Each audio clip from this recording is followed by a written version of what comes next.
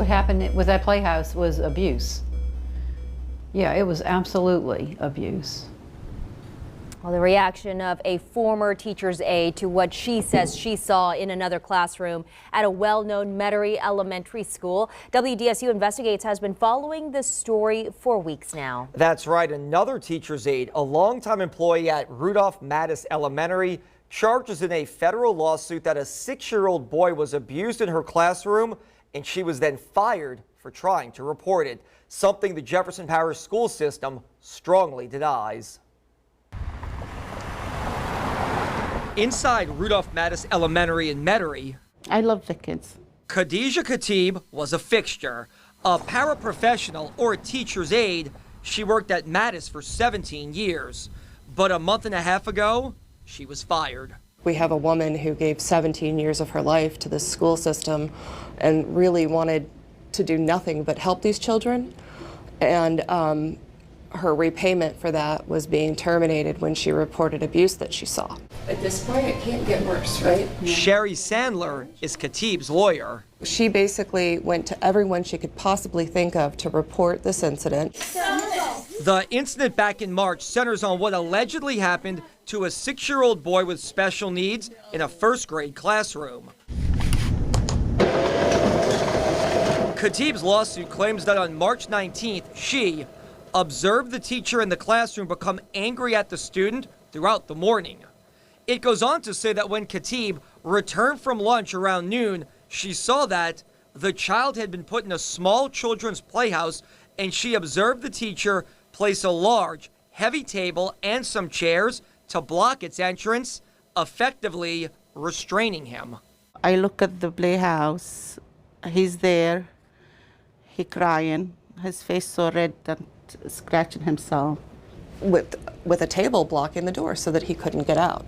And that to me is improper seclusion. And for a child with special needs, that situation can be dangerous, says Sandler, who herself has a special needs child. Once she blocked that door and left that child in there and left his para outside so he had no comfort or anything to look to, that she created the sense of helplessness. What happened with that playhouse was abuse. It was absolutely abuse. This woman, who did not want to be identified, was working at Mattis last spring. She says she walked into Khatib's classroom and witnessed the situation Khatib was so concerned with. I was horrified when I saw it. When I realized what I was looking at, I was speechless. I was almost in tears. Khatib's lawsuit claims that the teacher in the classroom ignored her concerns, and the child remained crying for more than an hour. The federal filing also says the child was ultimately removed from the playhouse at the end of the school day after soiling himself and attempting to inflict harm on himself, and adds that the 6-year-old appeared to be traumatized. The lawsuit claims that the child's parents were not notified about what happened. Typically, a child shouldn't be secluded for more than 30 minutes without the parents being notified. Khatib alleges in the suit that the child was kept in the playhouse for approximately 2 hours, and when she tried to report what happened, a school employee literally put her hands over her ears and stated she did not want to hear about it and to deal with the principal when he returned. She tried to notify them the day it happened. The next day, Khatib did meet with the principal, Scott Deemer, to discuss what she says happened.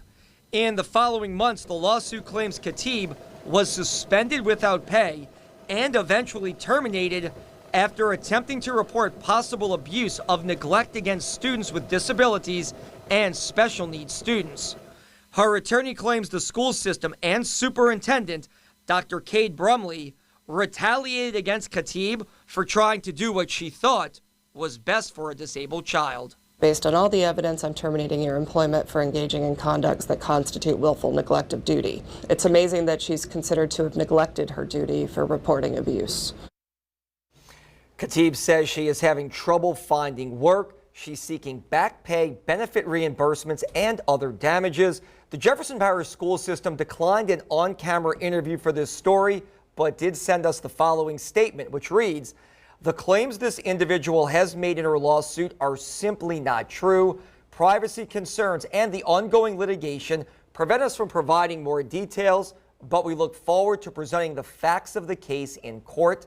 The system went on to tell us that the boy allegedly involved in the incident remains a student in their system, while the teacher who allegedly barricaded him into that playhouse left her position for another job.